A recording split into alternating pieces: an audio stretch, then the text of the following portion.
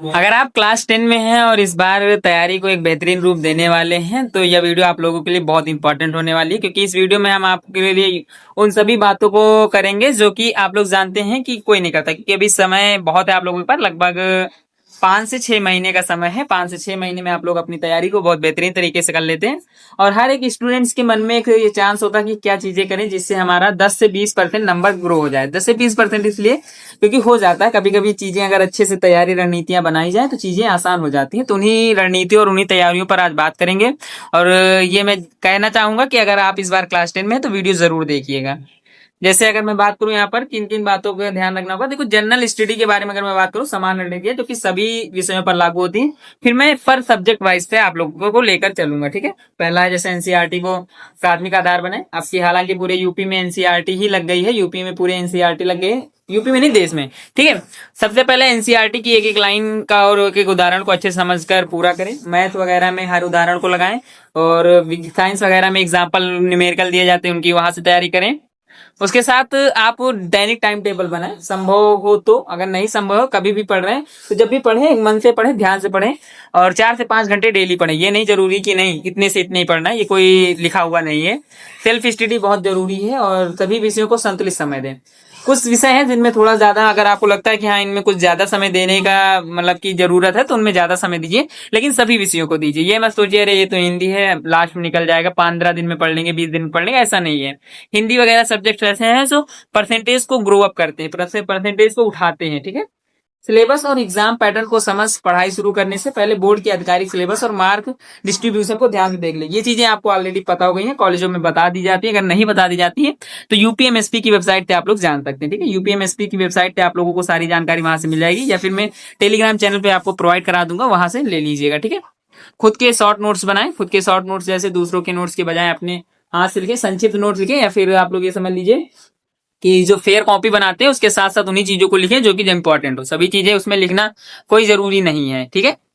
Revision को 24 घंटा वाला रिवीजन, देखो हमेशा मैं आज जो पढ़ा, मान लो सुबह आपने मैथ के 3 से 4 क्वेश्चन लगाए तो इवनिंग में उन्हीं क्वेश्चनों पर आधारित कोई और 4 से 5 क्वेश्चन लगाएं। वही क्वेश्चन मत लगाएं, मैथ में ये लागू नहीं होता, ठीक है। लेकिन केमिस्ट्री हो गया या फिजिक्स हो गया इसमें लागू होता है। जैसे सुबह आपने कुछ भी पढ़ाई की तो शाम को उसको एक बार रिपीट जरूर करें, और संडे के दिन उसका पूरा मतलब 6 डेज का संडे के दिन पूरा रिपीट करें। समय रहता है पर्याप्त। किसी किसी कॉलेज में सैटरडे संडे ऑफ रहता है तो उसमें और पर्याप्त समय हो जाता है। पिछले 5 से 10 वर्षों को पीवाईक्यूज, पिछले सालों के प्रश्न पत्र हल करने वाले बोर्ड प्रश्नों को पैटर्न और रिपीट होने वाले सवालों का जरूर पता चलता है, तो वहां से आप लोग इस चीज की तैयारी कर सकते हैं। सप्ताह में एक मॉक टेस्ट जरूर दें, ठीक है। सिलेबस 70% पूरा होने के बाद ही, ये नहीं शुरुआत में देने लगेंगे तो फिर यहाँ पर आपको अपने ऊपर मतलब कि अविश्वास होगा, अपने ऊपर विश्वास नहीं आएगा, क्योंकि ये कहेंगे कुछ नहीं आता। जब तक 70% सिलेबस ना पूरा हो जाए तब तक आप लोगों को मॉक टेस्ट नहीं देना है, ठीक है। कमजोर विषयों पर ध्यान दें। कमजोर विषय जैसे आप जानते हैं जिस विषय से आपको डर लगता है, बहुत से लोगों को मैथ से लगता है, बहुत से लोगों को साइंस से लगता है, बहुत से लोगों से दोनों से लगता है। यही दो कॉमन सब्जेक्ट हैं जिनसे डर लगता है, तो इन पर ज्यादा समय दें, ठीक है। फोन और सोशल मीडिया का अनुशासित उपयोग करें। पढ़ाई के दौरान मोबाइल को डू नॉट डिस्टर्ब पर रखें, ठीक है। उसके बाद ही निरंतरता, कंसिस्टेंसी बहुत जरूरी है। रोजाना 4 घंटे पढ़ना परीक्षा के समय 10 घंटे पढ़ने से 1000 गुना बेहतर है, ठीक है। इस चीज को याद रखना। रोजाना 4 घंटे पढ़े ना, और परीक्षा के समय अगर मान लो जैसे मान लो आप एक नाइट पूरा पढ़ लिए तो उससे कोई मतलब नहीं निकलने वाला अगर आपने शुरुआत में नहीं अच्छे से पढ़ाई की है, ठीक है। गणित मैथमेटिक्स में 90+ लाने की कुछ रणनीतियां हैं। रणनीतियां ऐसी हैं, देखो बिना तैयारी के कुछ नहीं होगा, चाहे तो चीजें याद कर लो, ठीक है। फार्मूला नोटबुक तैयार करें एक। अगर आप नहीं तैयार कर पाते हैं मैं आपको पीडीएफ प्रोवाइड करा दूंगा 2 से 3 पेज की, उसको आप निकलवा लीजिएगा तो उससे आपका समय बचेगा, लेकिन प्रैक्टिस जरूर कर लीजिएगा, ठीक है। एनसीईआरटी का हर सवाल 2 बार लगाएं। उदाहरण, अभ्यास और ऑप्शनल एक्सरसाइज का भी सवाल ना छोड़ें। स्टेप मार्किंग पर ध्यान जरूर दें। गणित में हर स्टेप के नंबर मिलते हैं, इसलिए सवालों को साफ सुथरे तरीके से चरणबद्ध हल जरूर करें, ठीक है। उसके साथ ज्यामिति के चित्र स्पष्ट बनाएं, जैसे स्केल और पेंसिल के साफ सुथरे डायग्राम बनाएं, और गिवन टू प्रूव सही से लिखें, ठीक है। हेंस प्रूव्ड हो गया, गिवन दैट, ये सारी चीजें सही से लिखने का प्रयास करें। कैलकुलेशन स्पीड बढ़ाएं। बेसिक जोड़, घटाव, गुणा, भाग और वर्गमूल निकालने की प्रैक्टिस बढ़ाएं। इससे क्या होगा, ये अभी के लिए नहीं, आप जब आगे कंपटीशन एग्जाम की तैयारी करेंगे तो बहुत ही रामबाण उपयोग मतलब की तरीका होगा, क्योंकि इससे बहुत ज्यादा समय आपका बचेगा। और त्रिकोणमिति, क्षेत्रमिति के खास पकड़ बने। मैं ये कहता हूँ त्रिकोणमिति के जो एग्जाम्पल 12 से 13 क्वेश्चन है, शायद 12 या 13 क्वेश्चन है, तो उन क्वेश्चनों को अगर आप वहां से तैयार कर लेंगे तो उसके अलावा कोई जरूरत नहीं है। मैं ये कहता हूँ वहीं से आते हैं क्वेश्चन, ठीक है। त्रिकोणमिति में बहुत कम ही क्वेश्चन पेपर से क्वेश्चन मिलता है, आपको उदाहरण से ही मिल जाएगा। उसके साथ ही क्षेत्रमति पर भी यही लागू होता है, वहां पर भी आप लोग अच्छे तैयार कर लें, क्योंकि यहाँ से 5-6 नंबर से कम का क्वेश्चन आता ही नहीं। रबर के लिए अगर मार्किंग रखें, कॉपी के दाईं तरफ लाइन खींचकर ही सारा रफ काम करें, ठीक है। अंतिम उत्तर को बॉक्स में बंद करें, उत्तर मिलने पर उसे पेंसिल से हाईलाइट या बॉक्स में बंद कर दें, जो भी आपको अच्छा लगे। विज्ञान में क्या फार्मूला, विज्ञान कैसे करना है, मैं उसके बारे में बता दें। देखो, विज्ञान में सबसे अच्छी चीज ये है कि चैप्टर में, हर चैप्टर के बीच में कुछ प्रश्न दिए होते हैं, अभ्यास प्रश्न दिए होते हैं, उनको अच्छे से तैयार कर लें, ठीक है।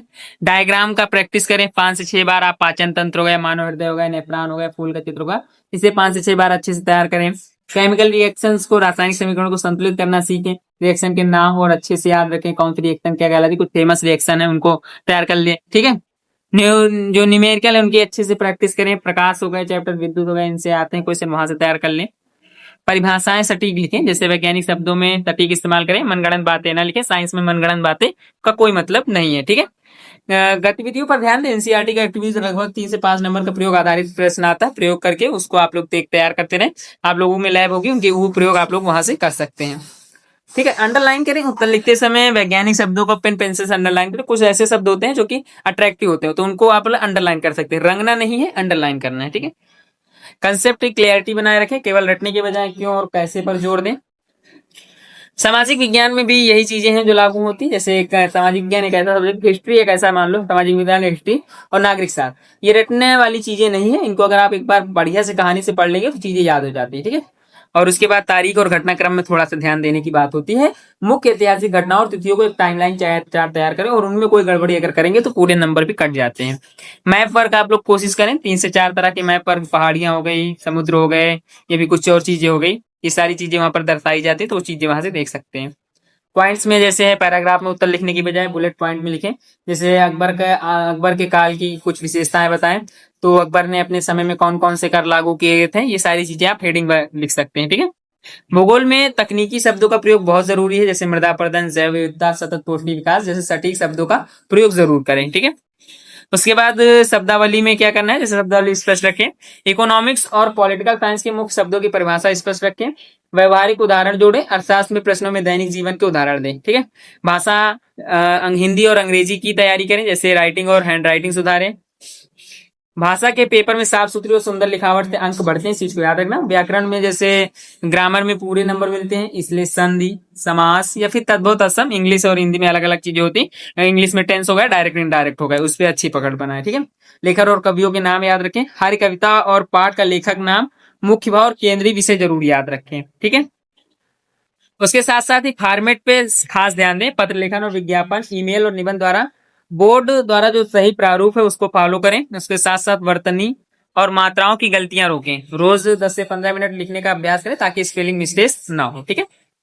निबंध निबंध को आकर्षक बनाएं। जैसे आप जानते हैं निबंध में क्या क्या चीजें देखी जाती हैं, उपसंहार हो गया, रूपरेखा हो गया, ये सारी चीजें वहां पर लिखना जरूरी होता है। जो अनसीन पैसेज आते हैं उसमें से आप क्वेश्चन प्रयास करें। शब्द सीमा का पालन करें, जितना पूछा जाए उतना ही लिखें, व्यर्थ का विस्तार ना करें, ठीक है।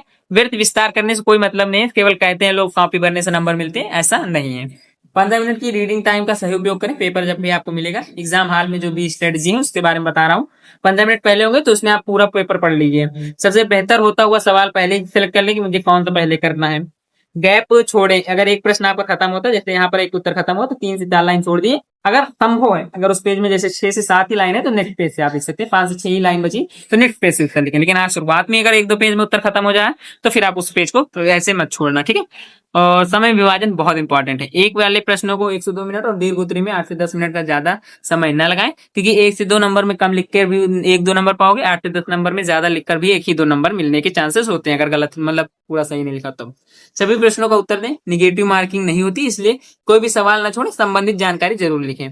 संबंधित जानकारी, संबंध आप समझ सकते हैं, जैसे अकबर के बारे में पूछा गया तो हम उनसे संबंधित ही कुछ लिख सकते हैं, ठीक है। आखिरी 15 मिनट जो होती है रीचेकिंग कर लें। अगर आपका सिलेबस मतलब कि आपने पूरा लिख लिया है तो रीचेकिंग कर लें, सारे क्वेश्चनों को कर लें। और हाँ, याद रखना, पर्याप्त नींद अगर नहीं होती है तो फिर आपको दिक्कत होगी। और पॉजिटिव माइंडसेट रखें, इसलिए क्योंकि परीक्षा में जो डर होता है रूप में न देकर अपनी तैयारी दर्शाने का एक मौका जरूर समझे, ठीक है।